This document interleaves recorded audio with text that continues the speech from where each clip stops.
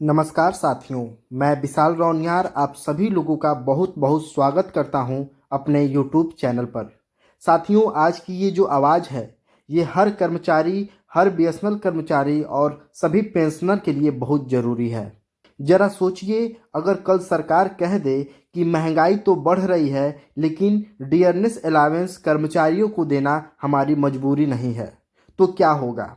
साथियों, आप कहेंगे ये गलत है, ये हमारे साथ अन्याय हो रहा है, ये हमारे अधिकार पर हमला हो रहा है।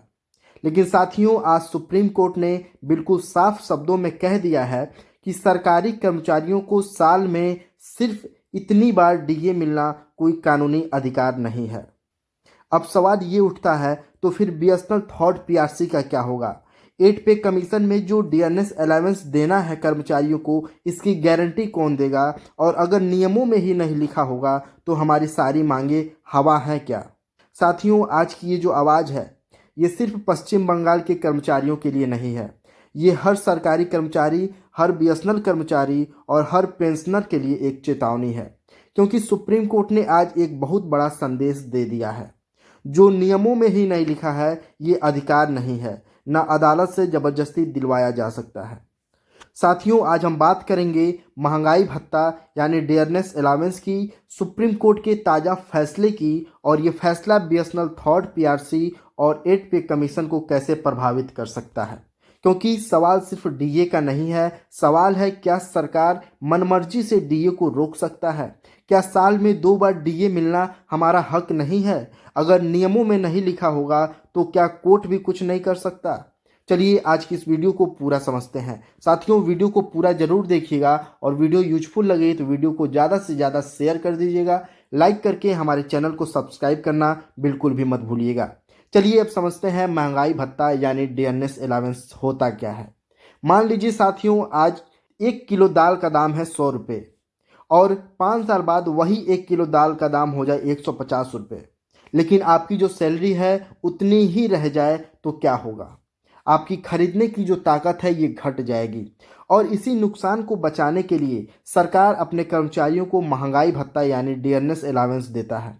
यानी सैलरी बढ़ाना नहीं है बल्कि महंगाई से सुरक्षा देना है। और इसीलिए कर्मचारी कहते हैं डियरनेस अलावेंस कोई एक्स्ट्रा बेनिफिट नहीं है बल्कि ये एक बेसिक प्रोटेक्शन है। साथियों, अब हम आते हैं असली केस पर। ये मामला है पश्चिम बंगाल राज्य सरकार का। वहाँ कर्मचारियों को पहले साल में 2 बार डीए मिलता था, जैसे सेंट्रल गवर्नमेंट में मिलता है। लेकिन बाद में राज्य सरकार ने डीए अपडेट करना बंद कर दिया और कभी साल में 1 बार तो कभी साल में 1 भी बार कर्मचारियों को डीए नहीं दिया जा रहा था। इसी वजह से कर्मचारी नाराज हुए और ये मामला ट्राइब्यूनल के पास पहुंच गया।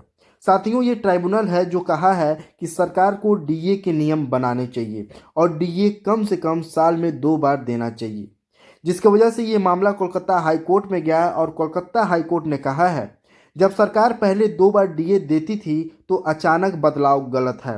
कर्मचारियों को लेजिटमेट एक्सपेक्टेशन है, यानी पहले मिल रहा था तो आगे भी मिलना चाहिए। लेकिन साथियों, यहीं से कहानी पलट गई और ये मामला पहुंच गया सुप्रीम कोर्ट में। सुप्रीम कोर्ट की जो बेंच थी उस बेंच में जस्टिस संजय करोल और जस्टिस प्रशांत कुमार मिश्रा दोनों लोग थे। और ये बेंच ने सुप्रीम कोर्ट में बिल्कुल साफ कह दिया है कि अगर नियमों में नहीं लिखा है तो अधिकार नहीं है। और कोर्ट ने कहा है कि जो रोपा रूल्स है, जो रोपा रूल्स 2009 है, उसमें कहीं ना ही लिखा है कि डीए साल में 2 बार दिया जाएगा। और साथियों, सबसे ज़रूरी लाइन जो है, जो बात नियमों में नहीं है उसे अधिकार नहीं कहा जा सकता है। मतलब पहले दिया गया था, इसका मतलब ये नहीं है कि हमेशा देना पड़ेगा। कोर्ट अपने आदेश से नई फ्रीक्वेंसी नहीं बना सकती।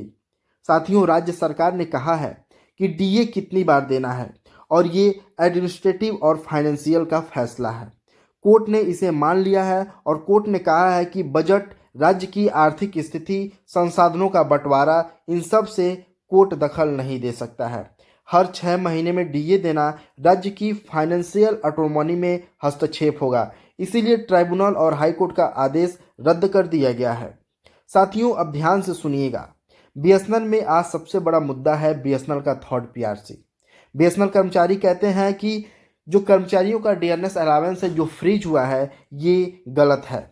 डीए को कर्मचारियों के बेसिक सैलरी में मर्ज करना चाहिए और डीएनएस अलावेंस का रिवीजन होना कर्मचारियों का अधिकार है। लेकिन सुप्रीम कोर्ट का ये जो फैसला है एक बहुत बड़ा वार्निंग सिग्नल देता है। अगर पीआरसी रूल है या सेटलमेंट है, ये साफ साफ नहीं लिखा है। डीए कितनी बार देना है, कैसे देना है, किस आधार पर देना है, ये कुछ नहीं लिखा है। तो कोर्ट भी सरकार और मैनेजमेंट को मजबूर नहीं कर पाएगा। यानी जो लिखित में नहीं है वो मांग कमजोर है। साथियों, अगर 8 पे कमीशन की बात करें तो कर्मचारी उम्मीद करते हैं कि हर 6 महीने में डीएनएस अलावेंस मिलेगा, ऑटोमेटिक रिवीजन होगा और सेंट्रल पैटर्न फॉलो होगा। लेकिन सुप्रीम कोर्ट का संदेश साफ है, जब तक 8 सेंट्रल पे कमीशन के रूल में साफ साफ नहीं लिखा होगा तब तक डीए की जो फ्रीक्वेंसी है कोई अधिकार नहीं बनेगी। इसका मतलब है यूनियन को, फेडरेशन को अब ड्राफ्टिंग पर ज़्यादा ध्यान देना होगा, सिर्फ परंपरा पर नहीं। साथियों, इस पूरे फैसले से 3 बड़ी सीख मिली है। डीए अपने आप में अधिकार नहीं है, अधिकार वही है जो नियमों में लिखा है।